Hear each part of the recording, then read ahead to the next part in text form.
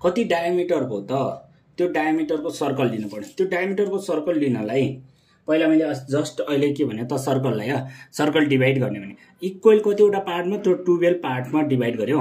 अनि त्यसपछि त्यसको डायमिटर मेरो कति छ त 60 डायमिटर छ हो, 60 डायमिटर भएको एउटा 60 डायमिटर।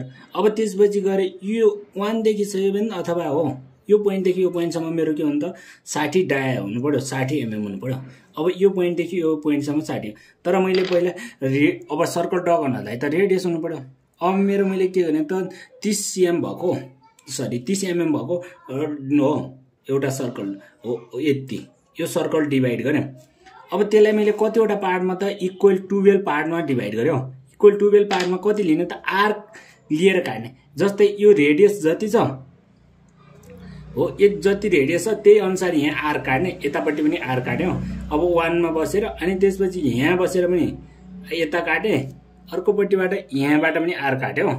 अब यति कुरा भयो। अनि त्यसपछि गएर अर्को भनेको 7 मा बसेर यहाँबाट पनि आर्क काटे, यहाँबाट पनि काटे।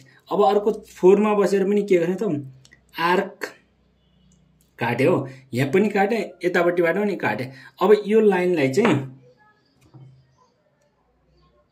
अब यति भएपछि अर्को कुरा के पनि गरे त जस्ट यहाँबाट यो लाइन डिभाइड गर्दै गर्दै यो यहाँदेखि यहाँ जोडे, यो लाइनलाई यहाँ जोडे, अनि त्यसपछि गएर 3 लाई 9 मा जोडे।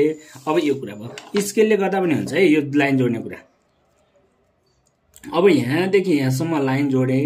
अर्को कुरा यो लाइन यतापट्टि जोड्दियो यति पार्टसम्म, यो सम्म त सक्यो। यति गर्ने बित्तिकै के हो त सर्कल डिभाइड भयो। सर्कललाई मैले कतिवटा 12 पार्टमा यहाँदेखि नेमिङ गरेँ 1 2 3 4 5 6 7 8 9 10 11 12 हो। यति गर्ने बित्तिकै सर्कल डिभाइड भयो, यति गर्ने बित्तिकै सर्कल कम्प्लिट ल।